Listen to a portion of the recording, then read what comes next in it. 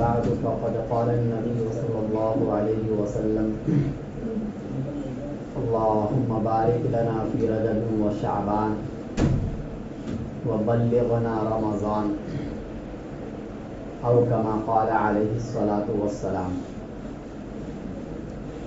سامعین محترم اور معزز ساتھیوں، رجب کا مہینہ گزر جانے کے بعد اب یہ شعبان کا مہینہ چل رہا ہے۔ شعبان کا مہینہ اسلامی مہینوں میں 8واں مہینہ ہے، اور یہ مہینہ بھی فضیلت کے اعتبار سے کچھ کم نہیں۔ رجب کا مہینہ تو محترم مہینہ ہے، رمضان کا مہینہ تمام مہینوں کا سردار ہے، اور اس کے بیچ میں شعبان کا مہینہ آتا ہے۔ گویا شعبان کا مہینہ رمضان کے لیے مقدمہ ہے، بطور تمہید ہے، اور جس طریقے سے وضو نماز کا مقدمہ ہے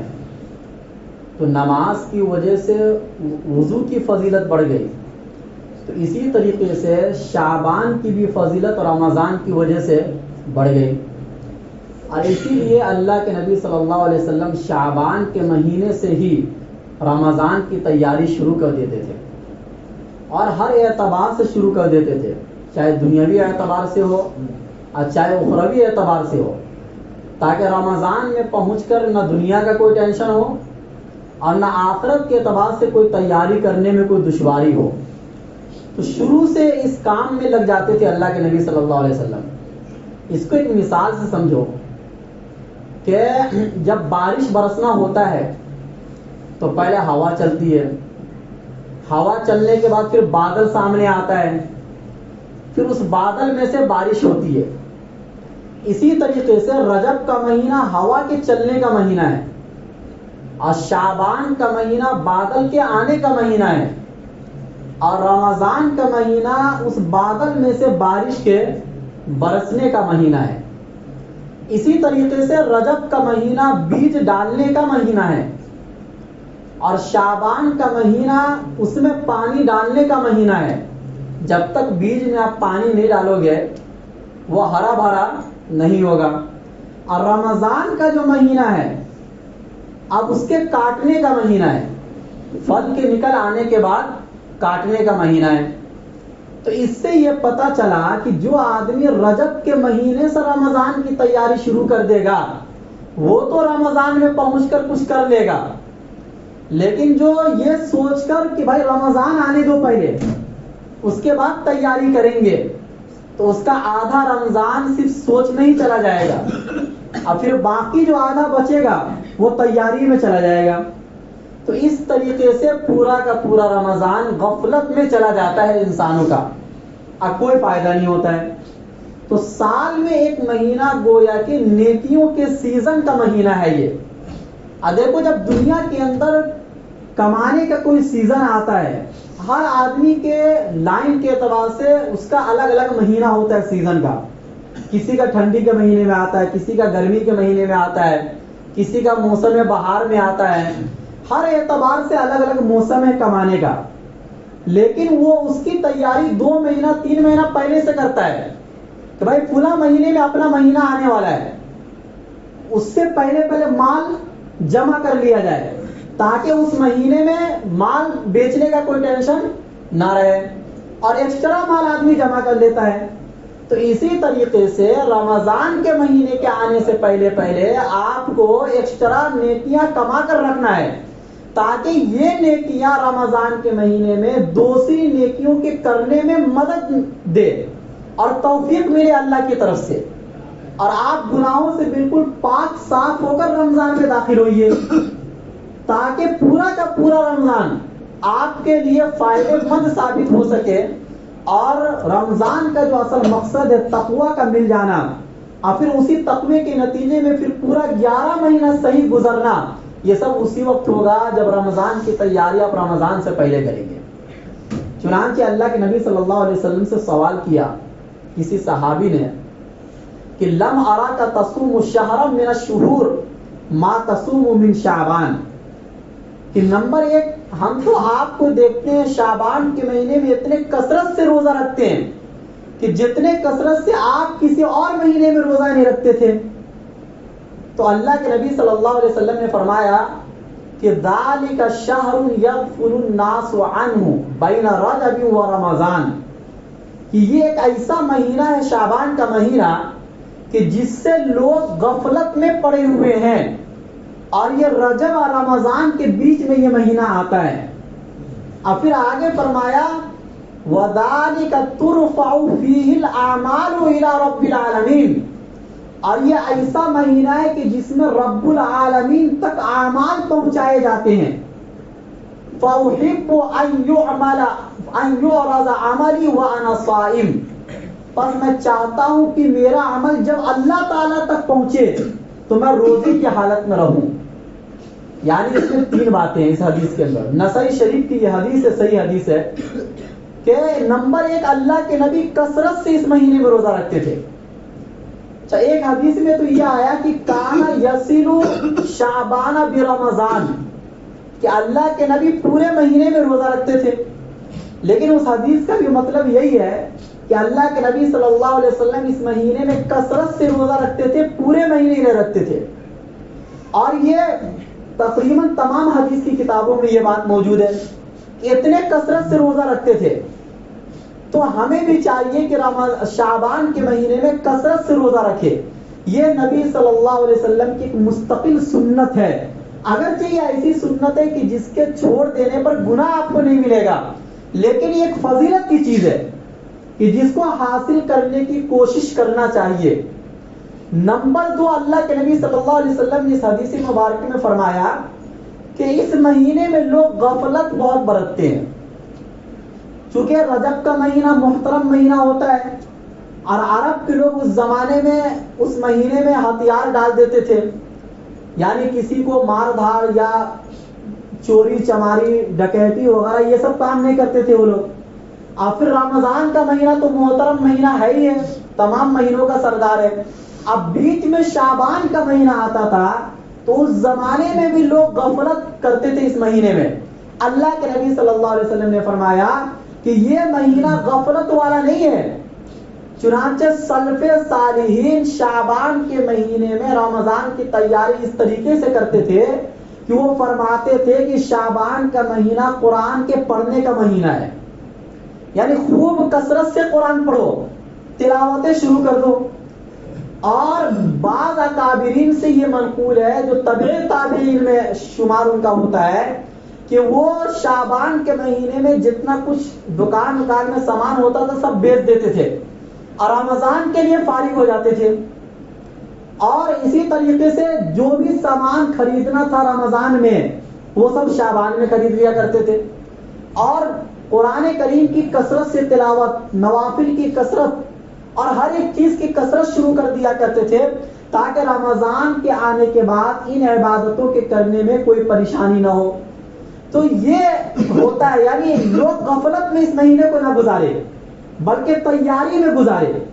تیاری میں گزاریں گے تو تھوڑی بہت توفیق مل جائے گی، غفلت میں گزاریں گے تو جو ملنی وہ بھی نہیں ملے گی۔ تو یغفل الناس عنہ بین رجب و رمضان، اور اس کے بعد یہ فرمایا کہ شعبان کا مہینہ ایک ایسا مہینہ ہے کہ جس میں بندوں کے اعمال اللہ تعالیٰ تک اٹھائے جاتے ہیں، اور میں یہ چاہتا ہوں کہ میں کثرت سے روزہ رکھوں تاکہ میرے اعمال جب اللہ تعالیٰ تک پہنچے تو اللہ تعالیٰ کو یہ پتہ چلے کہ میں روزے سے ہوں۔ دیکھو کچھ حدیثوں سے یہ پتہ چلتا ہے کہ ہر انسان کے اعمال صبح و شام اللہ تعالیٰ تک اٹھائے جاتے ہیں۔ چنانچہ صحیح بخاری کی حدیث ہے یتعاقبون فیکم ملائکۃ باللیل و ملائکۃ بالنہار، کہ تمہارے پاس فرشتے باری باری آتے ہیں صبح میں اور شام میں۔ یجتمعون فی صلاۃ الفجر و صلاۃ العصر، وہ فرشتے جمع ہوتے ہیں فجر کی نماز میں اور عصر کی نماز میں، اور تمہارے ساتھ وہ فرشتے رات گزارتے ہیں۔ پھر جب یہ اللہ کے پاس جاتے ہیں تو فرشتے ان سے سوال کرتے ہیں کہ تم نے میرے بندے کو کیسا پایا؟ تو فرشتے جواب دیتے کہ نماز پڑھنے کی حالت میں نے پایا۔ اس لیے ہر انسان کو ہر روز فجر کی نماز اور عصر کی نماز با جماعت پابندی سے پڑھنے کی کوشش کرنا چاہیے، تاکہ جب اللہ تعالیٰ تک یہ فرشتے آپ کے اعمال لے کر جائے تو اللہ کو یہ بتائے کہ میں نے ان کو نماز پڑھنے کی حالت میں دیکھا ہے۔ اور ہر انسان کو ان دو وقتوں کے آنے سے پہلے اپنے گناہوں سے توبہ کرنا چاہیے، فجر کے وقت سے پہلے اور عصر کے وقت سے پہلے، تاکہ جب آپ کے اعمال اللہ تعالیٰ تک پہنچے تو اس حالت میں پہنچے کہ آپ سارے گناہوں سے توبہ کر چکے ہو۔ کچھ حدیثوں سے یہ پتہ چلتا ہے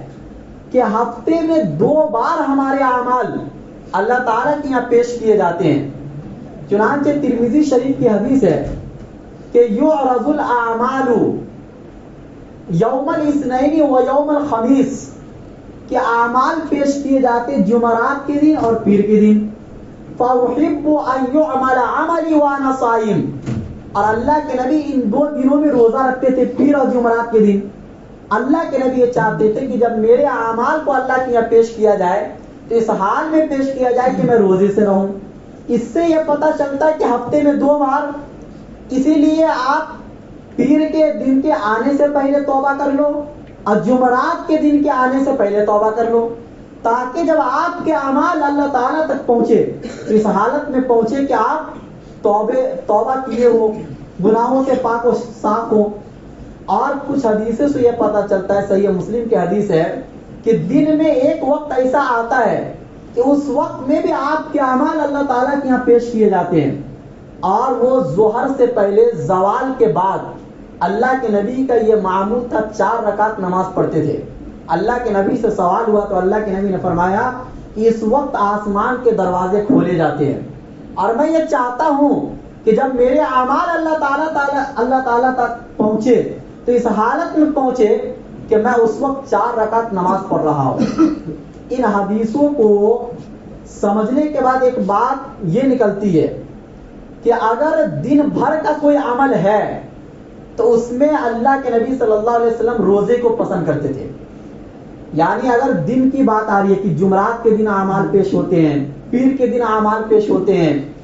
یا یہ کہ شعبان کے مہینے میں اعمال پیش ہوتے ہیں، اگر بات مہینے اور دن کی ہو رہی ہے تو اس وقت اللہ کے نبی صلی اللہ علیہ وسلم روزہ رکھا کرتے تھے۔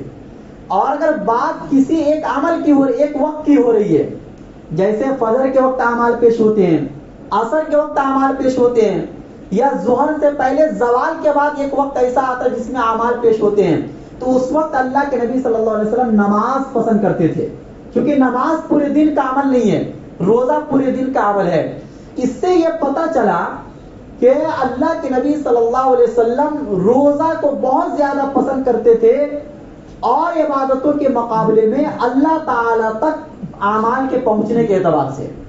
یعنی اللہ تعالیٰ تک کوئی عمل آپ کا پہنچے، اور عمل کے مقابلے میں اللہ کے نبی کو سب سے زیادہ پسند یہ تھا کہ روزہ پہنچے اللہ تعالیٰ تک، اس لیے شعبان کے مہینے میں کثرت سے روزہ رکھتے تھے۔ اچھا، کچھ اعمال وہ ہے جو سال میں ایک مرتبہ اللہ تعالیٰ تک پہنچتے ہیں، کچھ اعمال وہ ہے جو ہفتے میں 2 مرتبہ پہنچتے ہیں، کچھ اعمال وہ ہے جو ہر روز پہنچتے ہیں، اور کچھ اعمال وہ ہے جو دن کے کسی ایک وقت میں پہنچتے ہیں۔ تو یہ اعمال کے اعتبار سے، اخلاص کے اعتبار سے ہے، اور آپ کے عبادتوں کے کرنے کے اعتبار سے ہے۔ اور اس سے ایک بات یہ بھی سمجھ میں آتی ہے کہ دیکھو، اللہ کے نبی صلی اللہ علیہ وسلم کی زندگی پر اگر آپ غور کریں گے تو شعبان کے مہینے میں کثرت سے روزہ رکھتے تھے، رمضان کے مہینے میں پورا مہینہ روزہ رکھتے تھے، پیر اور جمعرات کو بھی روزہ رکھتے تھے، ہر مہینے 13، 14، 15 جس کو ایام 20 کہا جاتا ہے اس کے بھی روزہ رکھتے تھے۔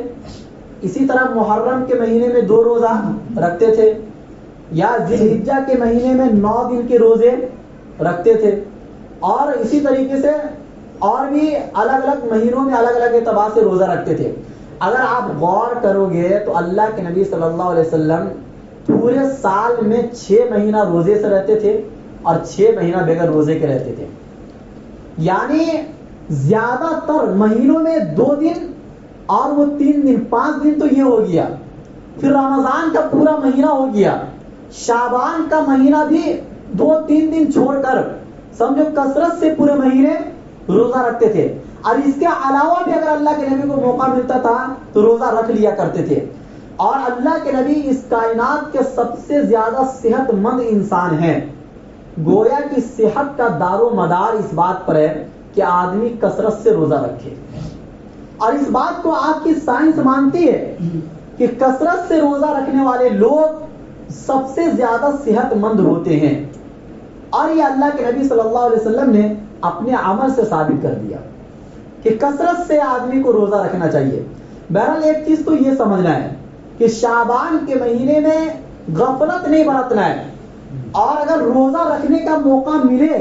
تو آپ کسی بھی دن شعبان کے مہینے میں روزہ رکھ سکتے ہیں. وہ اور مہینے کے مقابلے میں رمضان کو چھوڑ کر فضیلت کا سبب ہے. اور اس کے بعد ایک بتاؤ, اللہ کے نبی صلی اللہ علیہ وسلم سے سوال ہوا کہ ایُّ الصوم افضل بعد رمضان, کہ رمضان کے بعد کون سا روزہ افضل ہے؟ اللہ کے نبی صلی اللہ علیہ وسلم نے فرمایا کہ شعبان لتعظیم رمضان, کہ شعبان کے مہینے کا روزہ کس وجہ سے افضل ہے؟ رمضان کے تعظیم کی وجہ سے افضل ہے. چونکہ رمضان کا مہینہ ایک مہمان کے طور پر ہے, اور کوئی بھی بڑا مہمان جب آتا ہے تو آپ اس کی تعظیم کے لیے پہلے سے تیاری کر کے رکھتے ہیں. تو اگر آپ رمضان کی تعظیم کرنا چاہتے ہیں تو اس کی تعظیم کی ایک صورت تو یہ ہے کہ آپ خوب کثرت سے روزہ رکھیں, یا جو بھی موقع مل جائے اس مہینے میں روزہ رکھنے کا آپ ضرور روزہ رکھیں. پھر سوال ہوا ایُّ الصدقۃ افضل, کہ کون سا صدقہ افضل ہے؟ اللہ کے نبی صلی اللہ علیہ وسلم نے فرمایا کہ صدقۃ فی رمضان, رمضان میں صدقہ کرنا یہ افضل ہے. تو رمضان میں اللہ کے نبی صلی اللہ علیہ وسلم تو سخاوت کرتے تھے, لیکن اگر ایک آدمی کے اندر بخل والی صفت پائی جاتی ہے, لالچ پن والی صفت پائی جاتی ہے, اور وہ یہ چاہتا ہے کہ میں رمضان میں خوب کثرت سے صدقہ کروں, تو اس کے لیے ضرورت اس بات کی ہے کہ وہ شعبان کے مہینے سے صدقہ کرنا شروع کر دے تھوڑا تھوڑا, تاکہ رمضان کے مہینے میں ایک طریقے سے اس کو عادت لگی رہے اور یہ پیسہ خرچ کرنا اس کے لیے بھاری نہ پڑے. بہرحال سمجھنا یہ ہے کہ رمضان کے مہینے میں ایک عمل تو خوب کثرت سے روزہ رکھنا. اس کے بعد اللہ کے نبی صلی اللہ علیہ وسلم نے فرمایا اذا انتصف شعبان فلا تصوموا, کہ جب 15 دن گزر جائے تو اس کے بعد روزہ نہ رکھو. یہ عوام کے لیے اللہ کے نبی صلی اللہ علیہ وسلم نے فرمایا, اور ان لوگوں کے لیے کہ جن کو روزہ رکھنا کمزور بنا دیتا ہے, اس کے لیے اللہ کے نبی صلی اللہ علیہ وسلم نے فرمایا کہ شعبان کے 15 دن کے گزر جانے کے بعد روزہ مت رکھو. اور اگر کسی کو روزہ کمزور نہیں بناتا ہے تو وہ روزہ رکھ سکتا ہے, لیکن رمضان سے 1-2 دن پہلے روزہ نہ رکھے. یعنی آپ کو اجازت ہے 27 شعبان تک روزہ رکھنے کی, 28-29 آپ کو روزہ رکھنے کی اجازت نہیں ہے. یہ روزہ اگر آپ رکھیں گے تو یہ مکروہ تنزیہی ہے. اس کی وجہ یہ ہے کہ تاکہ رمضان کا مہینہ جو اللہ کی طرف سے مقرر کردہ ایک حکم ہے اس مہینے کے اندر, اس میں کوئی کمی اور زیادتی نہ ہو. خوب کثرت سے اگر آپ روزہ رکھتے چلے جائیں گے اور کل رمضان کا مہینہ شروع ہو رہا, آج بھی آپ روزے سے ہیں, تو یہ وہم اور گمان ہو سکتا ہے کہ آپ نے رمضان کے مہینے پر شعبان کے مہینے میں روزہ رکھ کر زیادتی کر دی. اسی لیے 1-2 دن پہلے آپ اپنی عادت ایسی بنا لو کہ گویا کہ آپ روزے سے نہیں ہو, اور پھر اس کے بعد رمضان کی تیاری شروع کرو, تاکہ رمضان کے ساتھ کوئی دوسرا روزہ شامل نہ ہو سکے. دیکھو شریعت نے کمی زیادتی کو کسی بھی مقابلے میں برداشت نہیں کیا, کسی بھی معاملے میں. چنانچہ آپ روزے کے معاملے میں غور کر لیجئے, کیا کہا جاتا ہے کہ سحری کھاؤ تاخیر سے, اور یہ مستحب ہے. یعنی آپ جتنا لیٹ سحری کھائیں گے اتنا زیادہ بہتر ہے, اور افطاری میں جتنی جلدی اتنا زیادہ بہتر ہے. افطاری 1-2 منٹ احتیاط ہو سکتا ہے, لیکن اس سے زیادہ نہیں. کبھی آپ نے اس حکم پر غور کیا کہ اللہ کے نبی صلی اللہ علیہ وسلم نے یہ حکم کیوں دیا ہے؟ اگر آپ غور کریں گے تو ایک بہت بڑا اصول آپ کے سامنے نکل کر آئے گا, اور اس کی روشنی میں بہت سے مسائل حل ہو جائیں گے آپ کے. وہ اصول یہ ہے کہ اگر آپ بہت پہلے سحری کھا لیں گے تو رمضان کا جو روزہ شروع ہوتا ہے وہ صبح صادق کے بعد سے شروع ہوتا ہے. ایک لمبا وقت صبح صادق کو ابھی باقی ہے اور آپ نے روزے کی نیت کر لی, اور جو وقت اصل تھا روزے کا اس سے پہلے آپ روزہ رکھنے والے ہو گئے. شریعت نے اس کو بھی برداشت نہیں کیا کہ جو اصل حکم صبح صادق سے شروع ہونے والا ہے اس پر زیادتی اتنا لمبا نہیں ہونا چاہیے, مختصر ہو چلے گا, 5 منٹ 10 منٹ, اس سے زیادہ لمبا نہیں ہونا چاہیے. اور افطاری کرنے میں جلدی کا حکم اس لیے ہے کہ تاکہ جب اللہ کا حکم آ جائے, اور روزہ جو اللہ کا ایک بہت بڑا حکم ہے اس میں کوئی زیادتی نہ ہو. آپ اپنے اعتبار سے کوئی بھی عمل شروع کر دے, اس کو عبادت نہیں کہا جاتا ہے. دیکھو عبادت نہ شوق کا نام ہے اور عبادت نہ جذبات کا نام ہے. عبادت نہ شوق کا نام ہے کہ آپ کے شوق میں کچھ بھی آیا اور آپ کرتے چلے گئے. ہاں, جن کاموں کے کرنے کا حکم دیا اس کو شوق سے کرنا یہ تو فضیلت کی چیز ہے, لیکن آپ کے شوق سے کوئی چیز عبادت بن جائے اس کو عبادت نہیں کہا جاتا ہے. اور اسی طریقے سے عبادت نہ جذبات کا نام ہے کہ آپ جذبات میں آ کر اللہ کے نبی کی محبت میں آ کر وہ کام آپ کر ڈالے جو اللہ کے نبی نے کرنے کا حکم نہیں دیا ہے. تو یہ دو باتوں کو سامنے رکھنا ہے. اور چونکہ شعبان کا مہینہ ایک مظلوم مہینہ ہے کہ جہاں اللہ کے نبی نے کہا تھا کہ رمضان کی تیاری ہونی چاہیے اس مہینے سے, اور اللہ کے نبی کا معمول آپ کے سامنے آ گیا کہ خوب کثرت سے روزہ رکھتے تھے اللہ کے نبی صلی اللہ علیہ وسلم, اور جس کے دل میں رمضان کی تعظیم ہوگی وہ یہی ایک کام کرے گا کہ خوب کثرت سے روزہ رکھے گا, جیسا کہ حدیث سے یہ بات سمجھ میں آ گئی, نہ کہ وہ دوسرے کام کرے گا. لیکن ہم روزہ رکھنے کے علاوہ, صدقات کرنے کے علاوہ, تلاوت قرآن کے علاوہ ہر کام کرتے ہیں. مطلب اب آج کے زمانے میں لوگوں کا ذہن یہ بن گیا ہے کہ جو کام کرنے کا حکم شریعت میں ہے وہ تو نہیں کرتے ہیں, اور اس کے کرنے میں مزہ بھی نہیں آتا ہے, اور اس کے کرنے میں دل پر بوجھ بہت ہوتا ہے, آدمی کنٹال جاتا ہے. قرآن پڑھنے میں, تلاوت کرنے میں, نوافل پڑھنے میں مزہ نہیں آتا ان کاموں کے کرنے میں, لیکن اس کے علاوہ جو کام ہے اس کے کرنے میں مزہ آتا ہے. اس کی وجہ یہ ہے کہ دیکھو شیطان ہمیشہ آپ کے پیچھے لگا ہوا ہے. شیطان آپ کے سامنے ہر اس کام کو مزین کر کے پیش کرتا ہے جس کا حکم اللہ اس کے رسول نے نہیں دیا ہے, اور آپ کو وہ کام کرنے میں بہت اچھا لگتا ہے, اتنا اچھا لگتا ہے کہ آپ نے اسی کو محبت کی دلیل بنا دیا. اور جو وہ کام نہیں کرتے ہیں آپ نے اس کو کہہ دیا کہ یہ گستاخ رسول ہے. معاملہ یہاں تک بڑھ گیا, اس پر آپ نے طرح طرح کے الزام لگانے شروع کر دیے. حالانکہ آپ کے سامنے حدیثیں موجود ہے, قرآن کی آیتیں موجود ہے. ایسا تو نہیں کہ ہم کوئی الگ حدیث پڑھ رہے ہیں اور آپ کوئی الگ حدیثیں پڑھ رہے ہیں. وہی ترمذی, وہی بخاری, وہی مسلم, وہی حدیث, ہر ملک کے اندر دنیا کے جس کونے میں چلے جاؤ قرآن کی آیتیں آپ کو سیم ملے گی اور حدیثیں آپ کو برابر ملیں گی, کوئی کمی زیادتی اس میں نہیں ہوگی. اللہ کے نبی کا اپنا معمول شعبان کے مہینے میں کیا تھا یہ تمام علماء سے آپ جا کر پوچھ لیجئے قرآن اور حدیث کی روشنی میں, وہ یہی بتائیں گے کہ کثرت سے روزہ رکھا کرتے تھے. ہاں, اس مہینے میں ایک رات ضرور آتی ہے جس کو ہم شب برات کہتے ہیں, اس کی ایک فضیلت ہے, انشاءاللہ اس کو اگلے ہفتے تفصیل سے بیان کیا جائے گا کہ بہت سے لوگ اس کی فضیلت کا جو انکار کر دیتے وہ بھی صحیح نہیں ہے, اور جو بہت سے لوگ اس کی فضیلت میں غلو کرتے ہیں یہ بھی صحیح نہیں ہے. لیکن فضیلت ہے اس رات کی, ایک دم سے انکار صحیح نہیں ہے. بہرحال اللہ تعالیٰ سے ہمیں اور آپ کو یہ دعا کرنا چاہیے کہ شریعت کے اندر جتنے احکام جس طریقے سے کرنے کا حکم دیا گیا ہے